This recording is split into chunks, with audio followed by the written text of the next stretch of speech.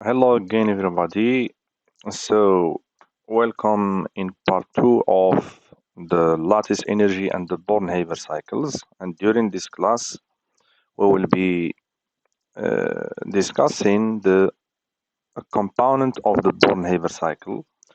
We will be calculating the lattice energy, talk about the Born-Haber cycle as an energy level diagram. Then we will be taking a look about the factors which affect the value of the lattice energy, such as the size of the ion and the charge on the ions. Okay, good. So here we can say that till now there is no apparatus, okay, no existing apparatus which allow us to calculate the lattice energy. So we will be using the Born-Haber cycle as a tool in a way to help us to calculate this lattice energy. So in a Born-Haber cycle, we will be finding the ions in their gaseous state, then our ionic compound, and to pass from the ions in the gaseous state into the ionic compound, the energy needed here is called the energy of lattice, okay, as we discussed before in last video. Then to form this ionic compound, we can also start from the elements in their standard state. And in this case, the energy needed here is the enthalpy change of formation. Then after that, we can finish our cycle by starting from the elements in the standard states to form the ions in the gaseous state. And this will be referring to the enthalpy change needed here by delta H standard 1, which contain actually different steps. And by the help of the Hess's law, we will be using two routes in a way to find the ionic compound. The first one is passing from the elements in the standard states into the ionic compound. This will be route 1, and the route represented here with the dashed lines is route 2. Then we can write that the enthalpy change of formation is equal to delta H1 plus the enthalpy change of lattice. So now to calculate this, we can see that actually the enthalpy change 1 is composed from different steps, which means in this example here, which is the example of solid lithium fluoride, which is the ionic compound lithium fluoride, we can make it starting from the ions in their gaseous state, and the energy here is the enthalpy, the standard enthalpy change of lattice. Then here, starting from the elements in the standard state, the energy here is delta H of formation, or the enthalpy change of formation. Then delta H1, or the enthalpy change, as mentioned before, 1 is composed from 4 steps, as you can see here. The first one is the atomization of lithium, which is the metal, then the ionization of the metal, followed by what? By the atomization of the non-metal, which is fluorine in this case, okay?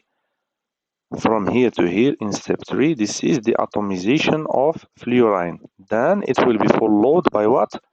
By the ionization of fluorine, or let's say the electron affinity, which means we'll be making an anion, F minus, okay, in step 4.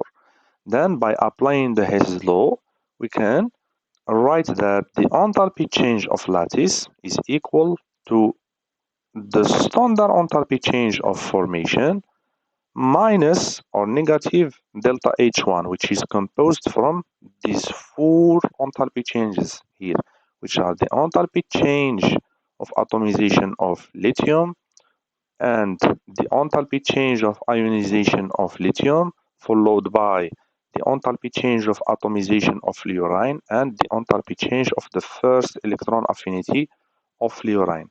Then by putting the figures together, we can calculate the value of the standard enthalpy change of lattice.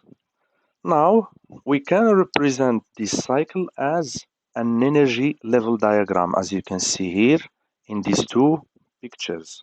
Okay, the one on the left is the the Born-Haber cycle as an energy level diagram for lithium fluoride, and this one is for magnesium chloride. Okay, so let's see this one. So to construct the Born-Haber cycle as an energy diagram, first of all, we will be starting from this part here on the left, which means that here we will be putting the elements in this place here. Then we atomize the metal. This is the first step. After this, we will be ionizing the metal. Okay, so you atomize and ionize the metal first, then you atomize and ionize the non-metal, which means that we will be putting the elements here. Then we will start on the first step by atomization of the metal. On step 2, we will be doing its ionization. Then after that, we will be doing the atomization of the non-metal, which is fluorine here. Then followed by the ionization of the non-metal, which is in this case the electron affinity, because we will be adding this electron into the fluorine atom. Okay, and after that we will be finishing our cycle by adding step 5, in which we are starting by lithium and fluoride ions to form the crystal or the ionic compound.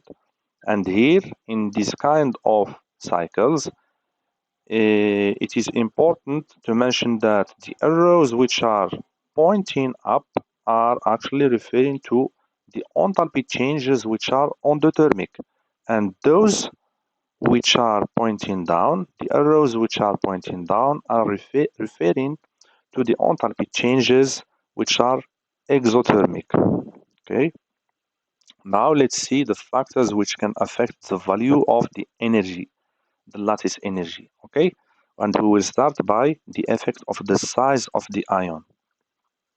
So as you can see here, we can say that as the size of the ion increases, the lattice energy becomes less exothermic.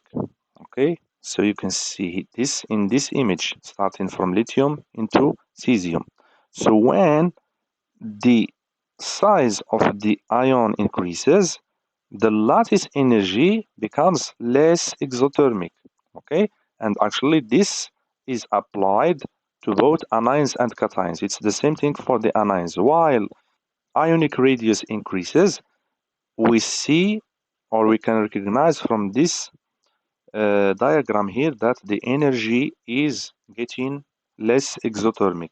Actually, this can be explained by the fact that by increasing the ionic radius, the bond which will be made between the two ions will be bigger. So once the bond is bigger, it's easy to break it. And if the bond is, let's say, small, it's difficult to break it. Okay, so here we can mention also that the ions with the same ionic charge have a lower charge density if their radius is larger. This is because the same charge is spread out over a large volume. Example, here we will be taking an example of NaF, sodium fluoride, has a less exothermic lattice energy comparing with lithium fluoride. We keep the same anion here, which is F minus, and we are changing Li plus and Na plus.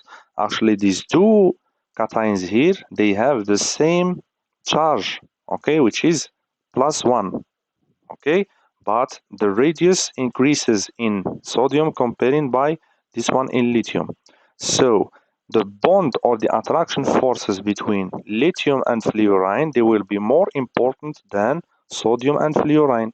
So this is why in NaF it will be less exothermic, because it's easy actually to break the bond in NaF than in LiF, and this is due to the charge density, because here this charge is inside a small volume. Okay, it's held in a small volume comparing with this example for sodium ion. Good. Now for the other factor, which is the ionic charge, here we will be actually comparing between two compounds, which are LiF and MgO. lithium fluoride and magnesium oxide.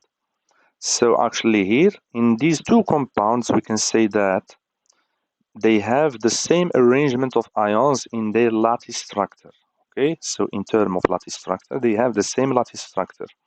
Then the cations Li plus used in the first ionic compound and Mg2 plus used in the second ionic compound are similar sizes. Okay, so here the size doesn't play any role. Okay, so the anions also F minus and O2 minus are fairly similar in size. So the effect of size is not affecting the value of the lattice energy in this case. So here the major physical difference between these two compounds is the ionic charge. Okay, the ionic charge, because here lithium actually is +1 and magnesium is +2.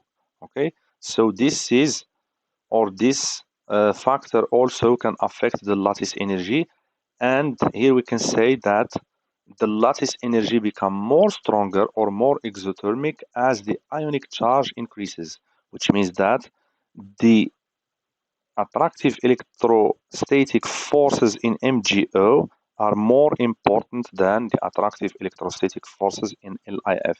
So that's it for today's lesson. Thank you for watching, and please, as always, don't forget to subscribe, share, and leave a comment. Thank you for watching, and goodbye for now.